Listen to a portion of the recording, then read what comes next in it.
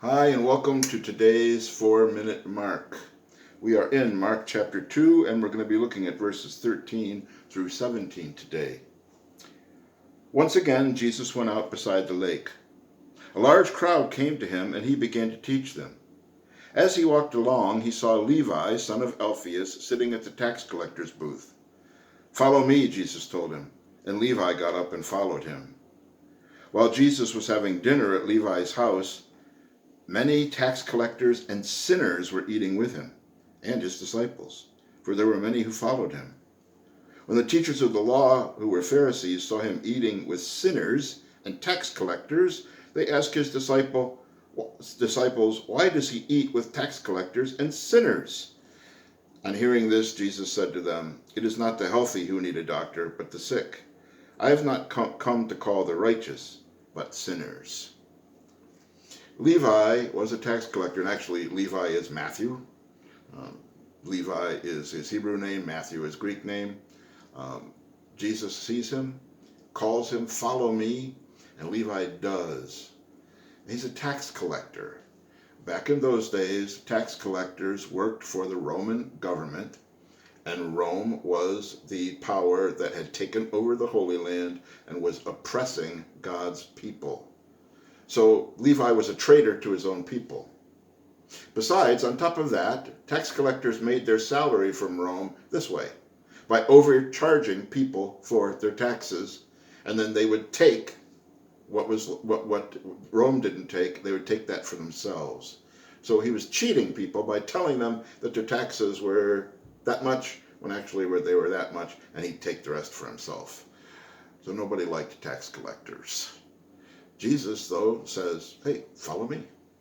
And not only that, Jesus goes to eat at his house. Eating at someone's house back then was a big deal. Nowadays we say, "Hey, let's do lunch," when we really don't want to actually do lunch with somebody. Or, well, we have to get together with them for business.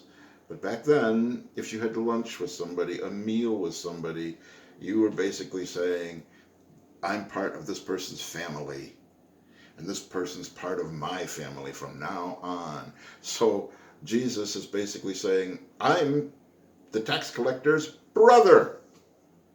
He's part of my family now." And so the Pharisees, of course, are upset. Not only that, but there were other sinners, more tax collectors and sinners, and they probably mean here people with loose morals, loose women, prostitutes, that kind of thing.